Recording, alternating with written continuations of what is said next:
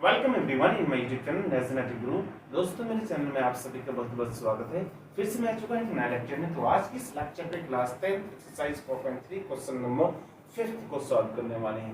चलिए दोस्तों देखते हैं कि क्वेश्चन नंबर 5 का स्टेटमेंट क्या है। सो आज का क्वेश्चन नंबर 5 का स्टेटमेंट है, in a class test the sum of Shefali's marks in mathematics and English is 30. Had she got 2 marks more in mathematics and 3 marks less in English, the product of their marks would have been 210. Find her marks in the two subjects. तो दोस्तों आज के question का statement सुन के आपको लगा कि question बहुत ज्यादा कॉम्प्लेक्स है, लेकिन ऐसा नहीं है। क्वेश्चन इजी है लेकिन स्टेटमेंट थोड़ा टफ लगता है। सो दोस्तों मैंने क्वेश्चन नंबर 5 का स्टेटमेंट को रीड कर चुके हैं दोस्तों। अब मैं समझाता हूँ, समझाने के बाद आप देखिएगा लॉलीपॉप जैसा क्वेश्चन है। सो दोस्तों आज का क्वेश्चन से कहता है कि कोई एक शेफाली नाम की कोई स्टूडेंट है जो गर्ल्स स्टूडेंट है। ओके, सो इसने क्लास टेस्ट दिया है 2 सब्जेक्ट्स का। कौन कौन सा सब्जेक्ट है? मैथ्स और इंग्लिश। सो दोस्तों इन दोनों सब्जेक्ट का क्लास टेस्ट देने के बाद उनको जो रिजल्ट मिलता है, उनका जो मार्क्स जो ऑब्टेन करता है वो 30 करता है। 30 एक सब्जेक्ट में नहीं करता है, मैथ्स और इंग्लिश के क्लास टेस्ट के मार्क्स को ऐड कर देने से।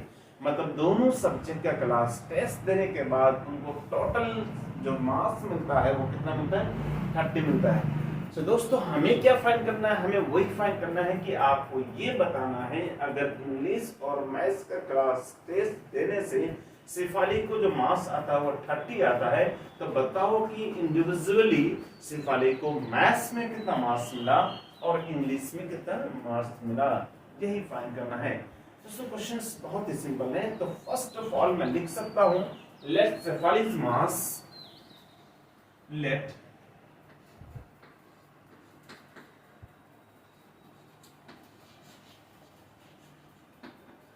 Shefali's marks in maths, mathematics लिखो या मैथ्स लिखो, एक्स हो जाएगा। मान लेता हूं कि शेफाली ने जो मैथ्स में जो मार्क्स पाया है वो एक्स है। तो अब हमें ये बताना है कि शेफाली को इंग्लिश में कितना मार्क्स आया। तो उसको मैं लिख सकता हूं देन हर मार्क्स मतलब शेफाली का मार्क्स किसमें? इन इंग्लिश में। सो इंग्लिश में कितना मार्क्स आया होगा? 30 माइनस एक्स। दोस्तों ये कैसे आया? तो फर्स्ट ऑफ ऑल एक बार इधर गौर कर लेते हैं। सो दोस्तों हम जानते हैं कि मैथ्स की मार्क्स को m मान लेता हूं और इंग्लिश के मार्क्स को मैं e मान लेता हूं, और इन दोनों मार्क्स को अगर मिला दोगे तो 30 हो जाएगा, क्योंकि ऐसा क्वेश्चन कह रहा है। दोस्तों हमने मैथ्स के मार्क्स को मान लिया x और इंग्लिश के मार्क्स को मैंने e रहने दिया। दोस्तों ये हो गया 30। सो बताओ e इज इक्वल टू कितना हो जाएगा? ये x चले जाएगा इधर तो ये हो जाएगा माइनस। सो दोस्तों यहाँ हो जाएगा 30 माइनस x। दोस्तों मैं समझता हूँ कि कितना समझ में आ गया होगा। देखो x को अगर उधर कर दूं तो माइनस हो जाएगा। सो इंग्लिश में कितना माइनस आ जाएगा? 30 माइनस x, क्योंकि दोनों को मिला के 30 था। एक को अगर मैंने मान लिया x तो दूसरे का मार्क्स हो जाएगा 30 माइनस x। तो दोस्तों हमने यहाँ वही लिखा है let Shefali's marks in mathematics be x, then her marks in English will be 30 minus x। दोस्तों अब ये बोलोगे, आपको ये कंफ्यूजन रहा होगा कि सर अगर हम ऐसा मान लेंगे कि let Shefali's marks in English be x, तो आप चाहे तो मान सकते हैं। पहले आप इंग्लिश को भी मान सकते हो, चाहे आप मैथ्स वाले को भी मान सकते हो। और इंग्लिश के मार्क्स को आपने अगर मान लिया x, सो मैथ्स का मार्क्स हो जाएगा कितना जल्दी बताओ? 30 माइनस x। कोई इशू नहीं, आंसर दोनों तरीके से घुमा फिरा के सेम ही आएगा।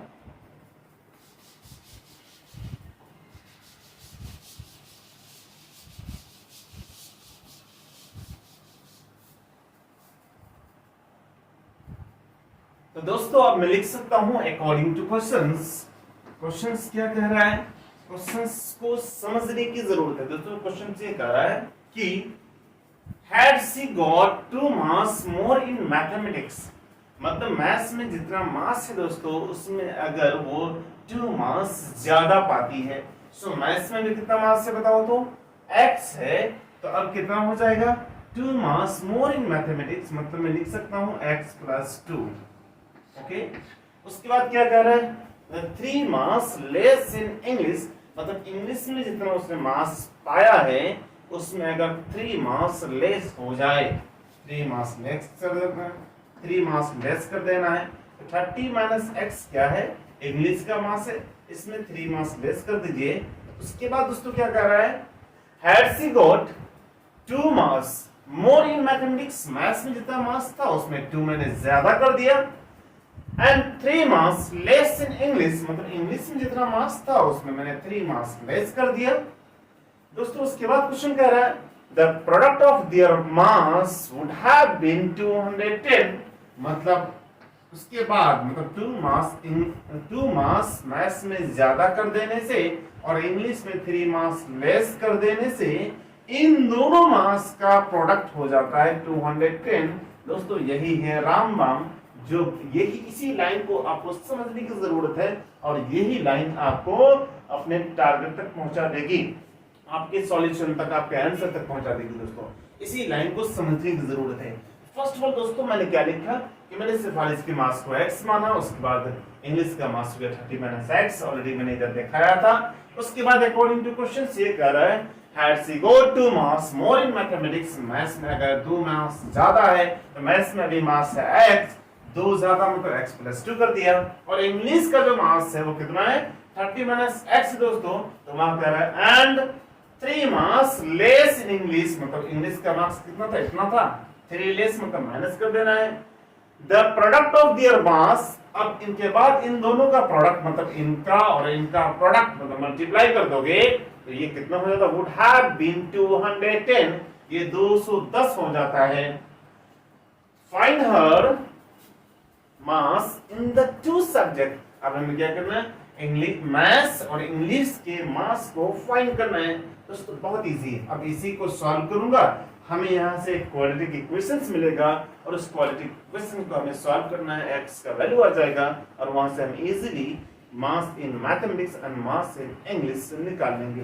तो दोस्तों यहाँ मैं मल्टीप्लाई करता हूँ, सो मल्टीप्लाई करूँ तो क्या हो जाएगा x इंटू 30। सो दोस्तों मल्टीप्लाई करने से पहले एक स्टेप में बढ़ा देता हूँ, x प्लस 2 हो जाएगा, उसके बाद यहाँ हो जाएगा कितना 30 माइनस x माइनस 3, ये है कांस्टेंट और ये कांस्टेंट, इनको अगर लिखूंगा तो यहाँ 27 minus x is equal to 210 हो जाएगा। इसके बाद मैं एक स्टेप बढ़ा सकता हूँ दोस्तों, यहाँ हो जाएगा x इंटू 27। दोस्तों इसके बाद मैं करूंगा तो मल्टीप्लाई करूंगा तो कितना हो जाएगा x इंटू 27x हो जाएगा, उनका माइनस एक्स स्क्वायर, और यहाँ इसको मल्टीप्लाई कर दूंगा तो 54 हो जाएगा, इनको मल्टीप्लाई करूंगा माइनस 2x हो जाएगा, उसके बाद इज इक्वल टू 210 हो जाएगा। उसके बाद क्या करना है दोस्तों, बहुत ही सिंपल है, लॉलीपॉप जैसा है, इसके बाद आप अच्छी तरीके से सॉल्व कर सकते हैं। तो फर्स्ट ऑफ ऑल मैं हाईएस्ट डिग्री वाले को पहले लिख देता हूं, तो माइनस एक्स स्क्वायर हो जाएगा और यहाँ प्लस 27x और यहाँ minus 2x, this will be plus 25x हो जाएगा, 25x और यहाँ प्लस 54 हो जाएगा, इज इक्वल टू 210। दोस्तों इसके बाद मैं एक स्टेप और लिख सकता हूँ, ये हो जाएगा minus x square plus 25x और यहाँ प्लस 54, और इधर वाले को इधर लेके आ जाऊंगा तो प्लस माइनस 210 हो जाएगा, इज इक्वल टू 0। दोस्तों इसके बाद हो जाएगा कितना बताओ, minus x square plus 25x और यहाँ माइनस 156 हो जाएगा, इज इक्वल टू 0 हो जाएगा, 10 माइनस 4 6 हो जाएगा और यहाँ 10 माइनस 5 हो जाएगा और यहाँ 1 माइनस 0 1 हो जाएगा। दोस्तों इसके बाद आप गौर से अगर देखेंगे तो यहाँ minus x square plus 25x minus 156 is equal to 0 आ गया। दोस्तों आप एक चीज हमेशा ख्याल में रखिएगा कि कभी भी क्वाड्रेटिक इक्वेशंस होगा तो एक्स स्क्वायर का जो कोएफिशिएंट होगा वो नेगेटिव में नहीं आना चाहिए। तो अब हमें क्या करना है, इस नेगेटिव को हटाना है। दोस्तों इस नेगेटिव को हटाने के लिए आपको क्या करना पड़ेगा, फर्स्ट ऑफ ऑल आपको यहाँ से कॉमन ले लेना पड़ेगा। तो यहाँ से माइनस को कॉमन ले लो, माइनस को कॉमन लेने के बाद after taking minus as a common, दोस्तों आपको मिल जाएगा कितना, जल्दी बताओ, एक्स स्क्वायर माइनस 25x और यहाँ प्लस 156 हो जाएगा, इज इक्वल टू 0 हो जाएगा। अब बोलोगे सर ये माइनस कहाँ से लगा, माइनस को यहाँ कॉमन ले लोगे तो यह माइनस को इधर भेज दूंगा, ये 0 हो जाएगा। दोस्तों आपको अगर समझ में नहीं आ रहा तो आप दिखा सकते हैं। तो मैंने यहाँ से माइनस कॉमन ले लिया और उसको इक्वल्स उधर भेज दिया तो 0 अपन -1 0 हो गया। So x square minus 25x plus 156 is equal to 0। अब हमें एक क्वाड्रेटिक इक्वेशन मिल चुका है, अब हमें इस क्वाड्रेटिक इक्वेशन को सॉल्व करना है। चलिए दोस्तों सॉल्व कैसे करेंगे, जो कि बहुत ही सिंपल है। मैं फिर से इस क्वाड्रेटिक इक्वेशन को लिख देता हूं दोस्तों। यहाँ एक्स स्क्वायर माइनस 25x और यहाँ प्लस 156 इज इक्वल टू 0 है। अब हमें क्या करना है, चाहे तो हम दोस्तों यहाँ फैक्टराइजेशन मेथड लगा सकते हैं, चाहे तो हम फिर यहाँ क्वाड्रेटिक फार्मूला यूज कर सकते हैं, या otherwise complete square method use कर सकते हैं। दोस्तों हमारी मर्जी, क्योंकि इस वर्ड्स प्रॉब्लम में ये नहीं कहा कि आपको कौन सा मेथड यूज करना है, तो दोस्तों आपकी मर्जी है आपकी कौन सा मेथड यूज करना है। दोस्तों मैं यहाँ क्वाड्रेटिक फार्मूला नहीं बल्कि मैं यहाँ फैक्टराइजेशन मेथड यूज कर लेता हूँ। दोस्तों फैक्टराइजेशन मेथड क्या होता है मैं आपको फिर से एक बार रिमाइंड कर देता हूँ।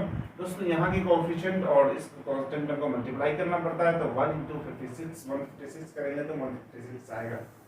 उसके बाद 156 आएगा दोस्तों। उसके बाद क्या करना, 156 को आपको प्राइम फैक्टराइजेशन में तोड़ना है, तो यहाँ करूंगा तो कितना है, 2 7 14 2 8 16 और 2 3 6 2 9 18 और यहाँ उसके बाद 3 1 3 3 3 9। दोस्तों इसके बाद नहीं चलेगा। इसके बाद आपको क्या करना है कि आपको यहाँ ऐसे इनको तोड़ना है कि अगर इनको प्लस या माइनस करेंगे तो बीच वाला आ जाना चाहिए, और इनको प्रोडक्ट करेंगे तो यहाँ 156 आ जाना चाहिए। तो दोस्तों मैं यहाँ लिख सकता हूँ 2 2 4 4 3 12 12 प्लस 13 हो जाता है दोस्तों 25, और 12 × 13 अगर करूंगा तो 156 आ जाएगा। सो फाइनली मैं लिख सकता हूँ x square minus 12x minus 13x plus 156 is equal to 0 हो जाएगा। आप गौर से देखिए दोस्तों, माइनस 12x और माइनस 13x कितना आ जाएगा, माइनस 25x हो जाएगा, और उनको 12 × 13 करेंगे तो 1 × 156 का जो रिजल्ट आता है मतलब 156 आ जाएगा।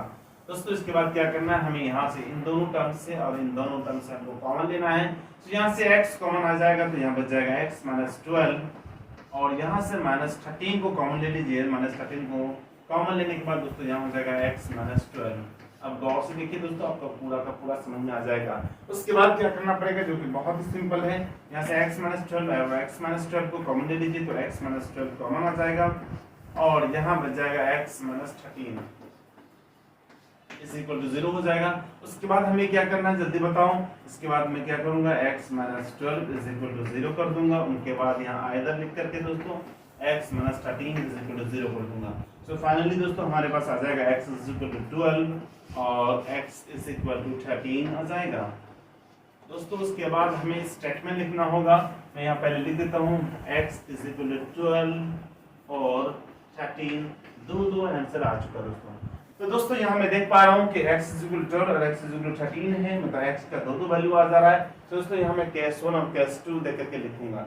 तो हम यहाँ क्या लिखने वाले हैं, फर्स्ट ऑफ ऑल मैं इनको रब कर देता हूँ, उनके बाद मैं लिखने वाला हूँ। तो दोस्तों मैं समझता हूँ कितना समझ में आ गया होगा। मैं यहाँ मिटा रहा हूँ, तो इसके बाद हो जाएगा ओके डियर फ्रेंड, मैं यहाँ लिख सकता हूँ if x is equal to 12 then mass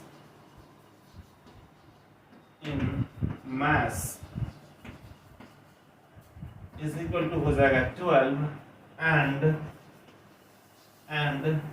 mass in English